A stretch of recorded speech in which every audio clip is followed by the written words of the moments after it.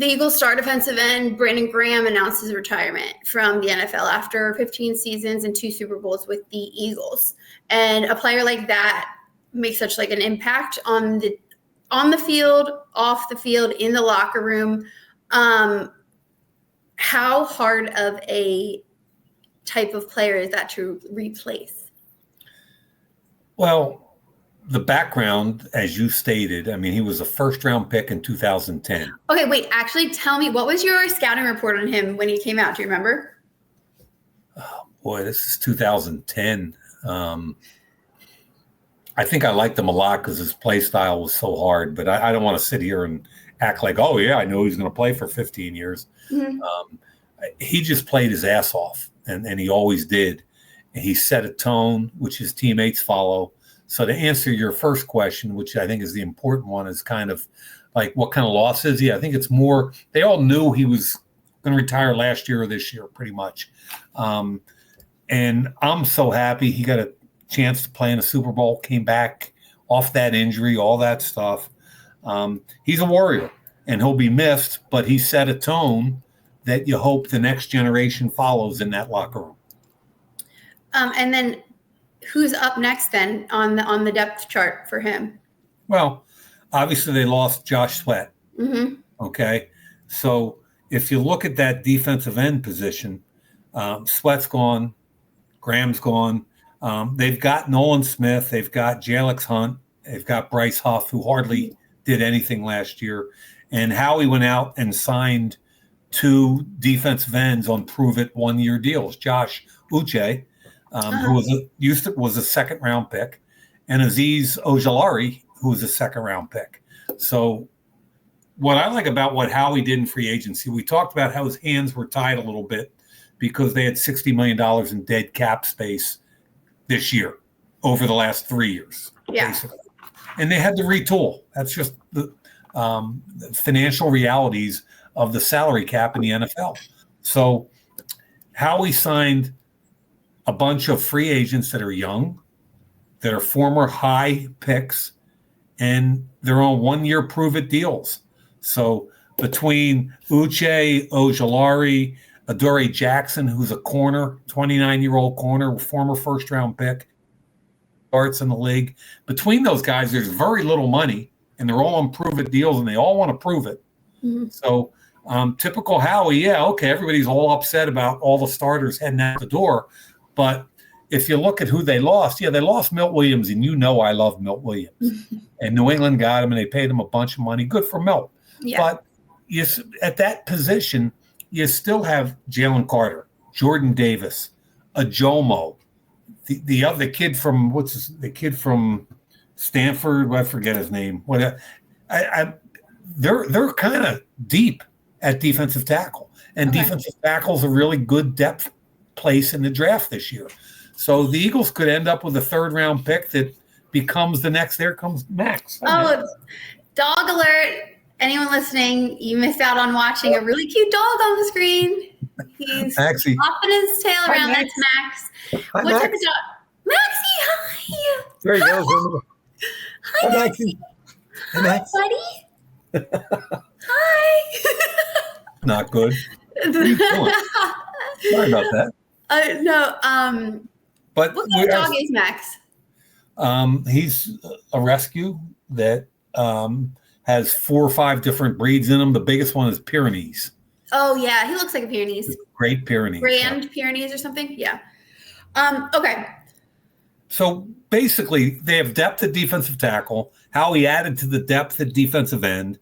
They lost Darius Slay and Isaiah Rodgers. Mm-hmm. They signed Adoree Jackson. They lose Mekhi Becton. They make a trade with C.J. Gardner-Johnson to bring a guard in from Houston, another former first-round pick. And this kid's only 24. I mean, so again. And not proven, but.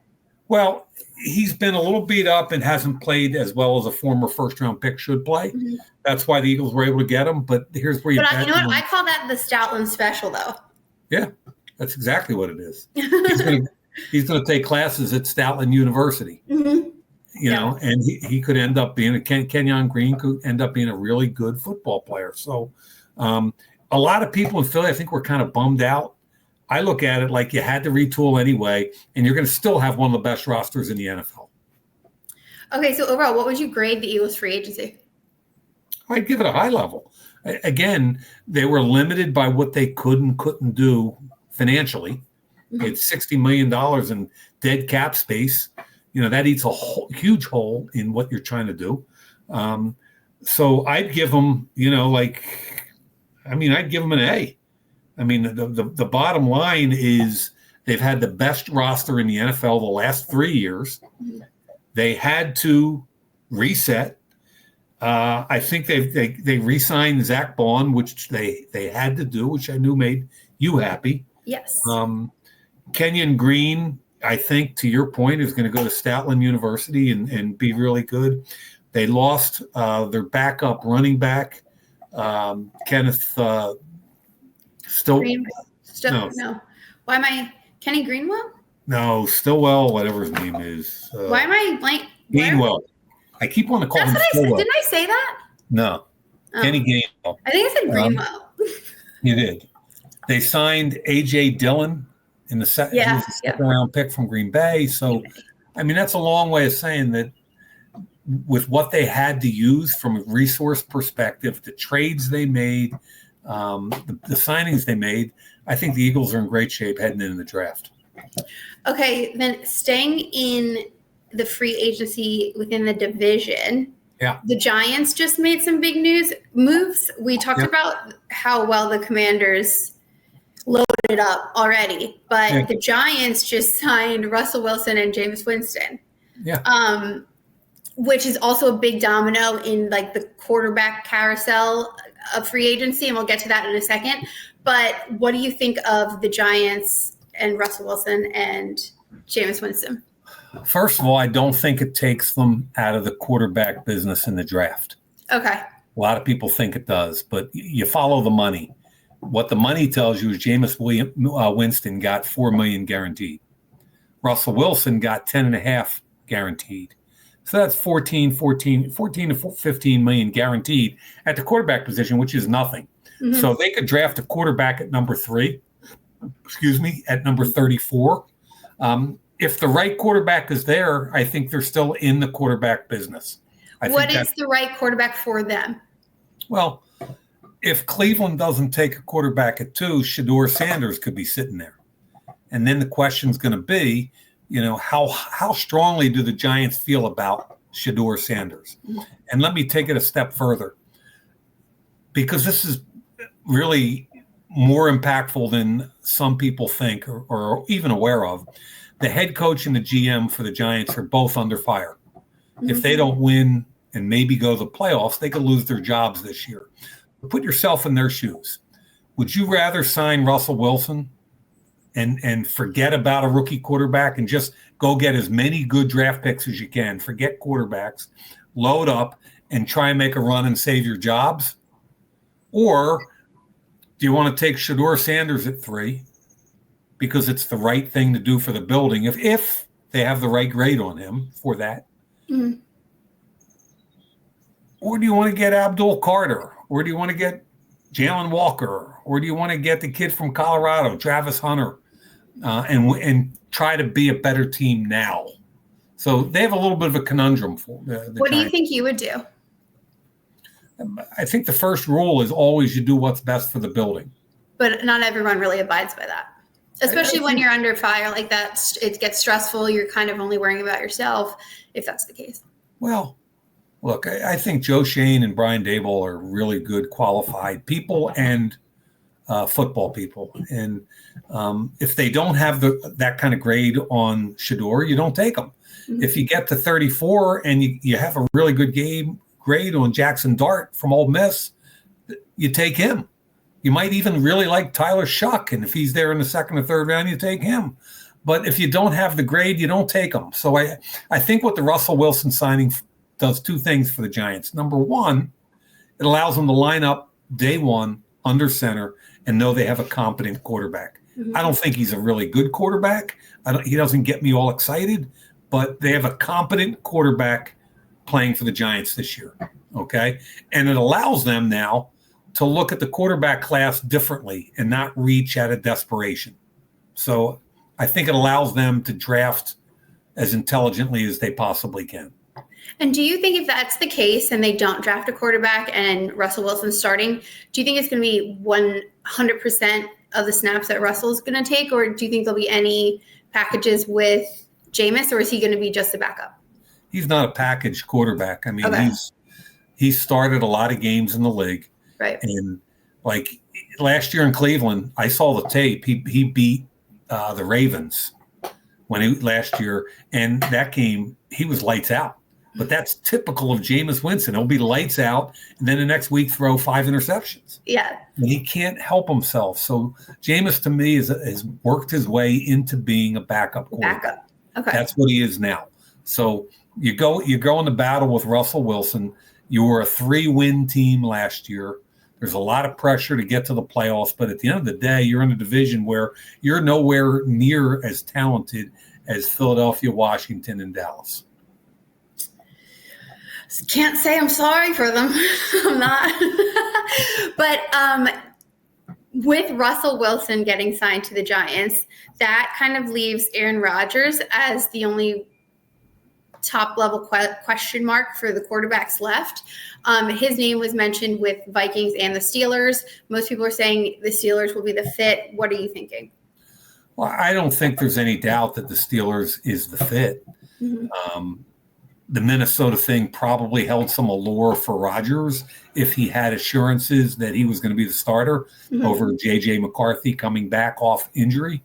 But I don't think Minnesota was willing, nor should they have been willing, to give him those kinds of assurances. Because Minnesota was a 14-win team with tremendous wide receivers, a really good tight end, a good O-line. Of course, Aaron Rodgers would want to play there. I think the next best option for Aaron Rodgers is Pittsburgh. Okay. And I think even when the Giants were in the conversation, sure. Because they're just a better team around him. Yeah, he's 41. He didn't want to go out the way the last couple of years has gone. I mean, Put yourself in Aaron Rodgers' shoes. He's a Hall of Fame quarterback, first ballot Hall of Fame quarterback. He's very smart. He's very aware of his place in history.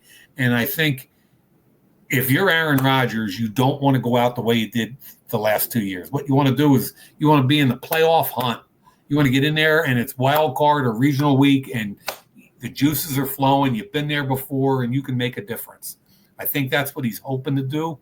And I think right now the only team that is good enough to be a playoff team, and they're borderline. They were in it last year, but they lost their last 5 games of the year, including the wild card.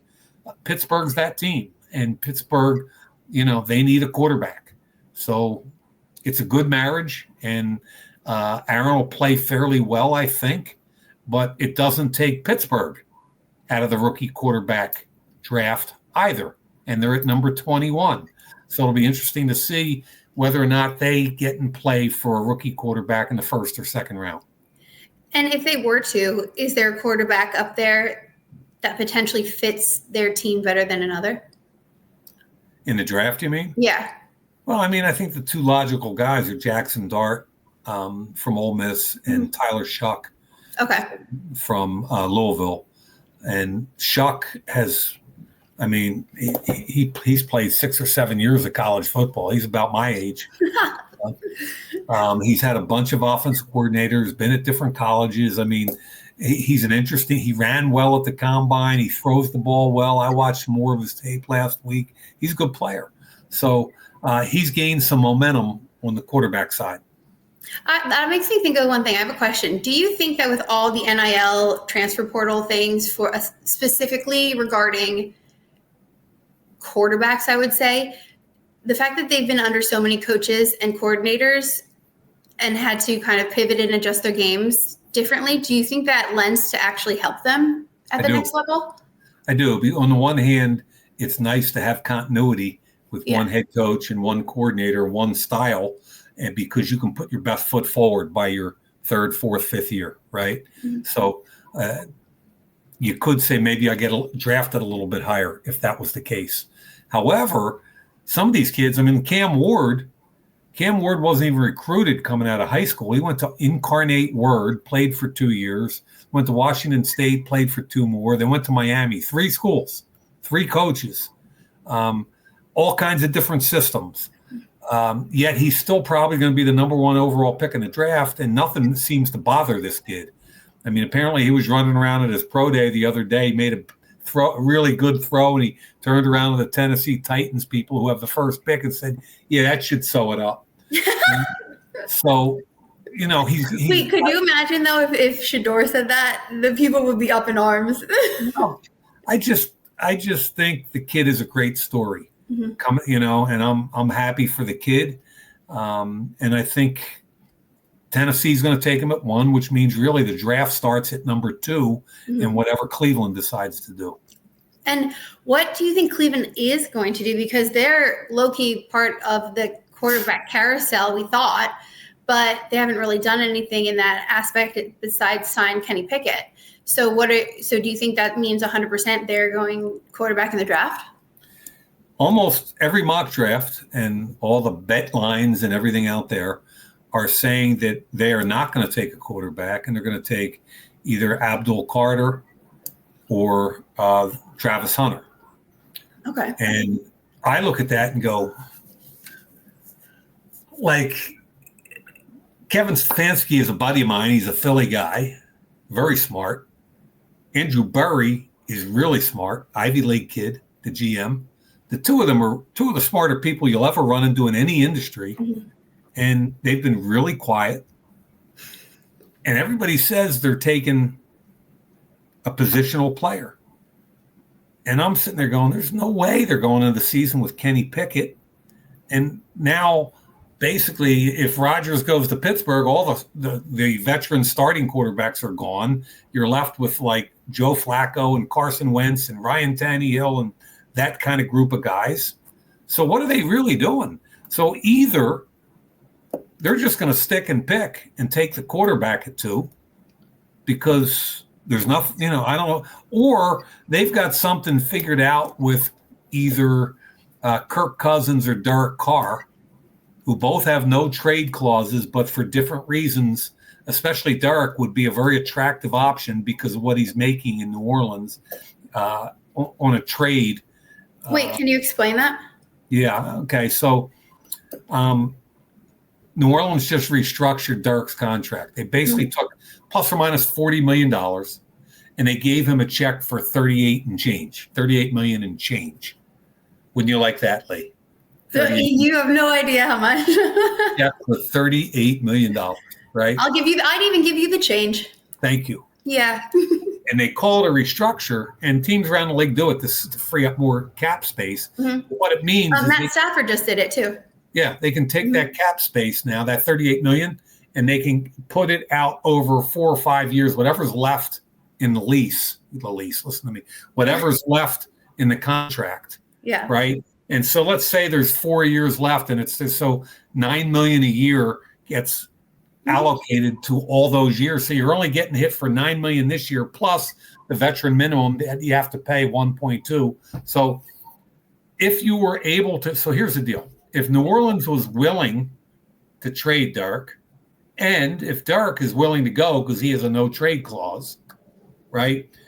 He's making the vet minimum for the rest of the year, $1.2 million, because he already got the 38. So if you trade for him, all you're paying is the $1.2 million.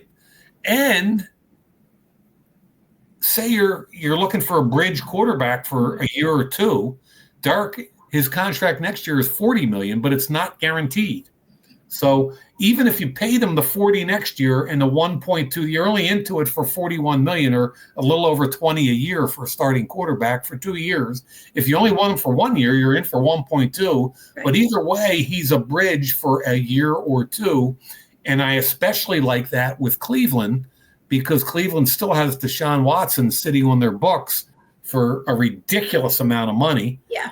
And to get a starting quarterback for $1.2 million, it would cost them a significant draft pick. I don't know if New Orleans would be willing to do it, but Derek might like that situation because Kevin's really good with quarterbacks, and they're 1 year removed from 11 wins.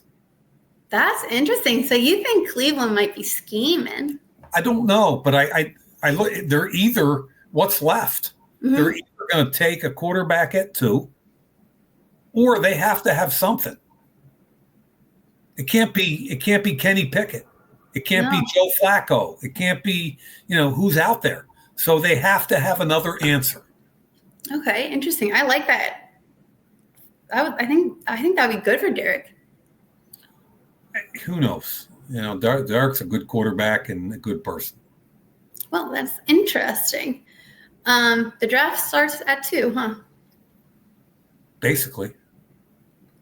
That'll be good to watch. Okay, I will watch some of the Vikings show and get back to you with some of my thoughts next week. But thanks for being here, and I'll talk to you later. Thanks, honey. All right. Bye, Dad. Bye.